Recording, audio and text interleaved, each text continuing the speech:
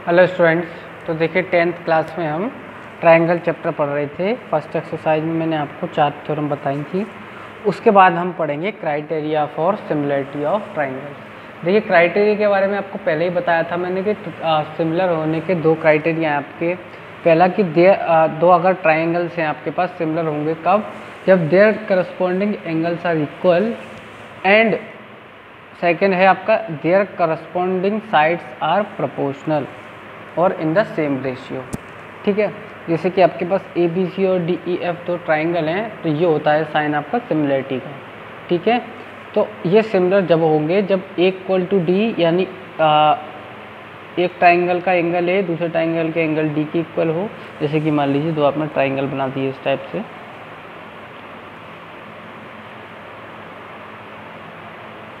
ये आपका ए बी सी, ये आपका डी ई एफ। ठीक है, और सेकंड कंडीशन है आपकी A B by D E, यानी इसकी ये वाली साइड बाई इसकी ये वाली साइड, इसका रेशियो बाई इसकी ये साइड इसकी डी एफ और इसकी बी सी बाई इसका ई एफ। ठीक है, तो ये रेशियो आपकी इक्वल होंगे। ठीक है, तो इन्हीं पर आपकी थ्योरम्स हैं 4, उनको हम पढ़ेंगे। ठीक है, चलिए एक एक करके थ्योरम्स पढ़ना स्टार्ट करते हैं। पहली है थ्योरम नंबर 1। चलिए देखिए, थ्योरम नंबर 1 आपकी है एंगल सिमिलरिटी। इसमें है स्टेटमेंट है इसका, if in 2 triangles the corresponding angles are equal then their corresponding sides are proportional and hence the triangles are similar. जैसे कि मान लीजिए आपके पास 2 ट्राइंगल आपको दिए हुए हैं, एक है आपका ट्राइंगल ए बी सी और एक है आपका ये ट्राइंगल डी ई एफ। ठीक है, तो सबसे पहला क्या गिवन है वो लिख लेते हैं हम लोग। तो गिवन में आपको देखेंगे आपके पास 2 ट्राइंगल है, triangle A B C and triangle D E F, such that angle A is equal to angle D, comma angle B is equal to angle E, comma angle C is equal to angle F. ये आपको दिया हुआ है, corresponding angles are equal. ठीक है, to prove आपको proof क्या करना है, प्रूफ करना है आपको कि triangle A B C similar होगा ट्राइंगल डी ई एफ के। ठीक है,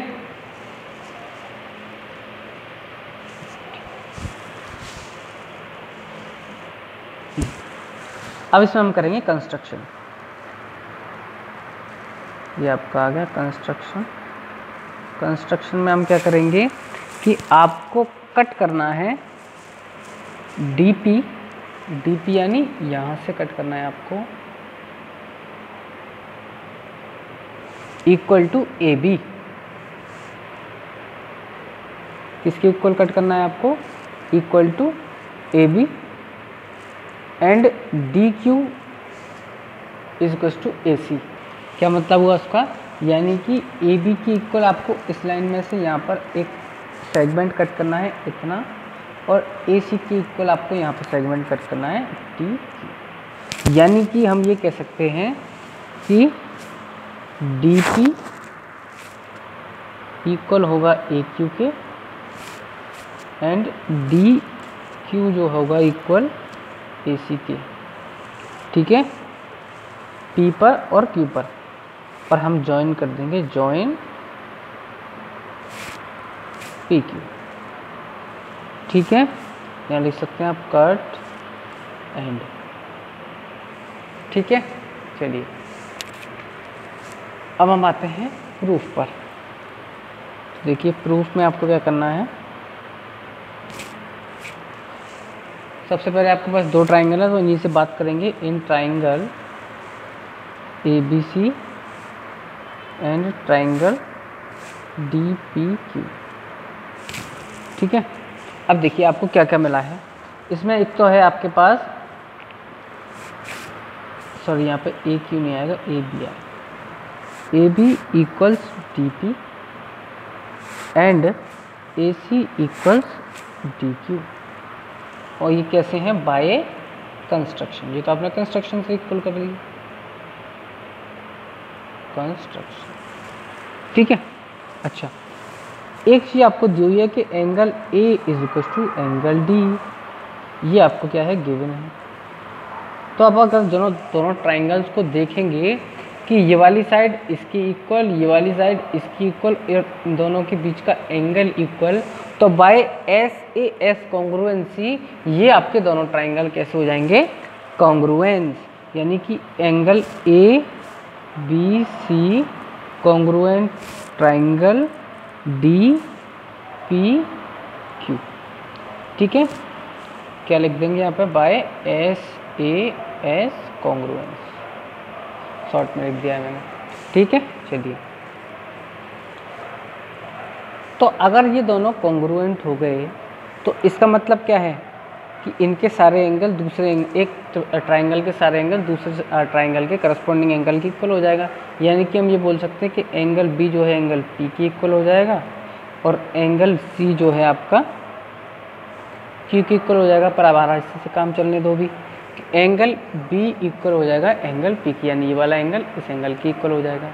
लेकिन आपको एंगल बी इक्वल दिया है एंगल ई के, तो एंगल बी की जगह अगर एंगल ई में रख देता हूँ तो एंगल ई जो है एंगल पी के इक्वल हो जाएगा, ठीक है ना। क्यों? यहाँ से लिख सकते हैं आप कि angle E angle B is equal to आपको दिया है एंगल ई, ये आपको गिवन है, ठीक है। अब आप एक बात बताइए कि एंगल आपका क्या आया? Angle E equal to angle P, यानी ये वाला एंगल और ये वाला एंगल इक्वल हैं। ये एंगल तभी इक्वल हो सकते हैं जब ये पी क्यू और ई एफ पैरेलल हों, क्योंकि ये कौन से एंगल आपके बन रहे हैं? ये आपके करस्पॉन्डिंग एंगल से इक्वल हो रहे हैं। इसका मतलब क्या है? इसका मतलब ये है कि पी क्यू पैरेलल होना चाहिए ई एफ के, ठीक है, क्योंकि ये दोनों कब इक्वल होंगे? जब ये दोनों करस्पॉन्डिंग एंगल होंगे। करस्पॉन्डिंग एंगल कब होंगे? जब इसके इक्वल, सॉरी ये इसके पैरेलल होगी, यानी कि पी क्यू पैरेलल हो जाएगी किसके? ई एफ के। और जब अगर पी क्यू जो है पी ई एफ के पैरेलल हो गई तो बाय थेल्स थ्योरम आप ये नहीं कह सकते कि D P by D E equal होगा D Q by D F के, ठीक है ना। चलिए, ये आपको दिख नहीं रहा होगा, ये देखिए डी पी बाई, ये आपका थेल्स थ्योरम से ही आया है, ठीक है ना। मैंने आपको थेल्स थ्योरम के 3 कन्वर्जन बताए थे, उन्हीं में से एक कन्वर्जन है ये वाला, ठीक है। चलिए, ये आ गया आपके पास, यानी D P by D E is equal to आएगा आपका D Q by D F, ठीक। अच्छा, अब आपको ये पता है, क्या पता है आपको कि डी पी है एक्चुअली आपकी इक्वल है ए बी के, और आपका जो डी क्यू है वो इक्वल है आपका ए सी के, यहाँ से बाय कंस्ट्रक्शन से इक्वल है। तो इसमें अगर मैं ये वैल्यू रख दूँ तो आप यहाँ देख लीजिए, तो आपको क्या मिलेगा? डी पी की जगह रखेंगे A B by D E, और डी क्यू की जगह रखेंगे आप A C by D F. तो आपको क्या मिला कि A B by D E equals B सी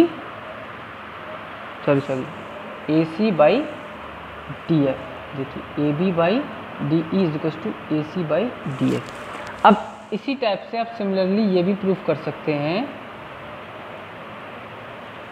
कि आपका जो A B by D E है वो इक्वल होगा इसका ratio B C by E F. इसका रेशियो इसके और इसके रेशियो की इक्वल भी होगा, ठीक है।